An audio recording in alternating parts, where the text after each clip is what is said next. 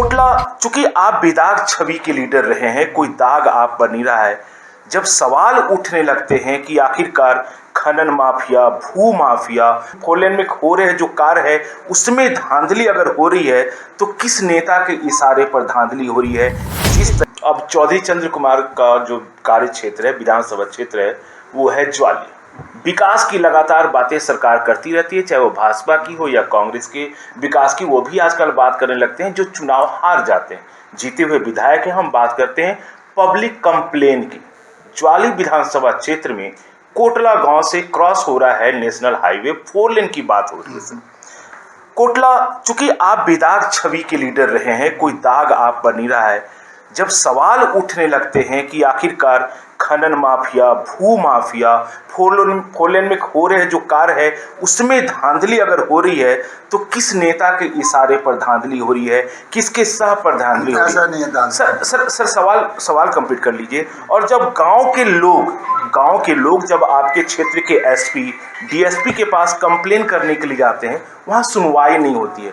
अब सवाल यह है कि चूंकि आप बेदाग छवि के रहे हैं, आप कहेंगे जी मेरा कोई लेना देना नहीं है। नहीं, सर, तो इतनी बड़ी धांधली किसके सह पे हो रही है? ये आखिरी सवाल है जी। कि ये जो 4 लेन्स की अलाइनमेंट हुई है जी, तो उसमें उन्होंने कुछ एरिया आइडेंटिफाई किए हैं जिनको स्लिप आते थे या मोड़ बहुत थे, एक्सीडेंट ज़्यादा होते, उसके लिए कुछ टनल्स उन्होंने प्रपोज किए हैं जी।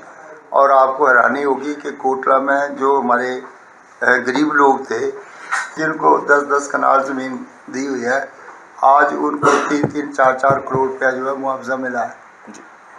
जो ज़मीन बिल्कुल ऐसे थी जो कोई ज़्यादा उपजाऊ नहीं थी, उनको अलॉटमेंट दे दी, उनको सभी को कंपनसेशन ठीक मिला है।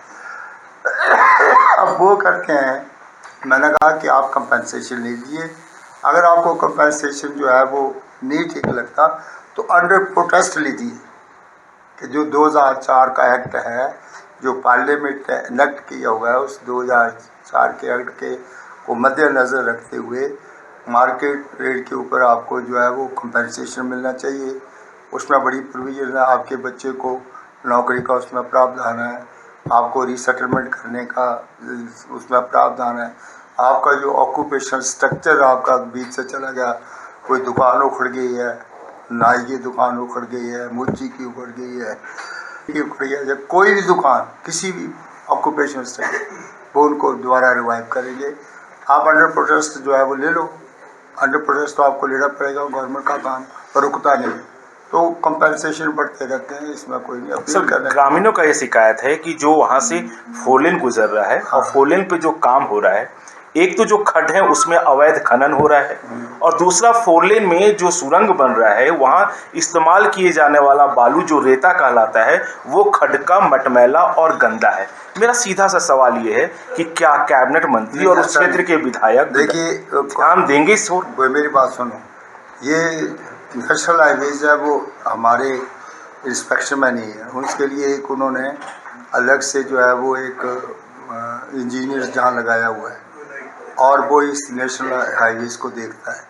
ये भारत सरकार के ऑब्जर्वर्स है, वो वहाँ लगे, कोई भी ऐसा कि गंदा फंदा रेता वो लगाते नहीं है, और वो रिकॉर्ड टाइम के ऊपर उसको बना करके उनको देना पड़ेगा। जहाँ तक जो क्रशर्स वाले उनका मटेरियल वो बुकाया उसको एग्जामिन करते हैं कि ठीक है ये नहीं है, कि वो देर खड्डा है, बराल खड्डा है, लोग छोटा मोटा वहाँ से भी उठा लेते होंगे रेता बजरी। तो मैंने जियोलॉजिस्ट को कहा था कि हमारे इनको जो भी मटेरियल लेना है उसको स्पेसिफाई करके क्रशर से मटेरियल लगाएं और हमारे इनसे ना उठाएं, क्योंकि हमारे लोग छोटा मोटा काम धंधा करने वाले जो उठाते होंगे ट्रैक्टर टुक्टर लगा के, JCB वगैरह, उनको अपने मना कर दें। चलिए, शुक्रिया हमसे बात करने के लिए।